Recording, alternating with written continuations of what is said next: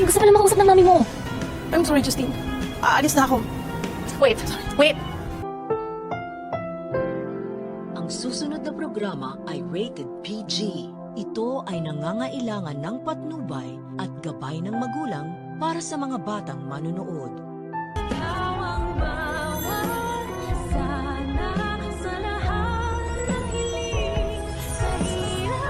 Nandyan pa si Sir Pepe.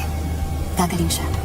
Talaga nga namang hindi magpapatalo itong si Harry kay Doc Lindon at magbibigay din ng regalo dito sa kanyang sinisinta / kapatid na si Annalyn. Hindi nga lang natin alam kung matatalbugan niya ang binigay ni Doc Lindon kay Annalyn na kwintas na hugis heart. Pero teka nga lang masyado naman yata ang delay magbigay ng Christmas gift ang mga batang to. Samantalang bagong taon na at naghahanda na nga ang lahat sa piyesta at prosesyon ng Nazarenong itim. Huwag niyo sabihin sa Valentine's Day niya isa-celebrate ang bagong taon na ay naku naman direct masyado na yata ang delay. At napansin ko lang itong message ni Harry kay Annalyn parang kinuha pa sa kanta ng South Border. There's always a rainbow after the rainbow naman. Ay naku naman mga writers, mag-isip naman kayo ng bagong script. Pero gayon pa man ay mapapangiti pa rin ni Harry si Annalyn na nakasuot niya pang Santa Claus na costume dahil kakatapos nga lang ng performance nila ni Justin. Sa kabilang banda, magtatagpo na naman ang landas ni Robert at Lynette dahil pareho nga silang umattend dun sa party ng mga bata.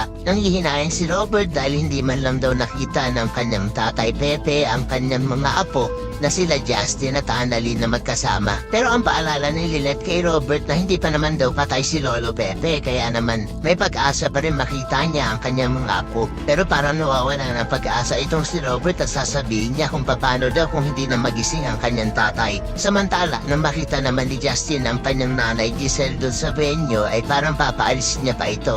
Pero mangingibabaw sa kanya ang kanyang pagkalambot ng puso at parang gusto niya nga din makausap ang kanyang ina. Kaya naman po isa pa rin sa mga nagnanais na sana tuluyan ng magising si Lolo Pepe upang mapirmahan niya na ang kanyang ginawang last will and testament. Ay pakilike ang video na ito and don't forget to subscribe. Thanks for watching and see you on our next episodes. Bye-bye!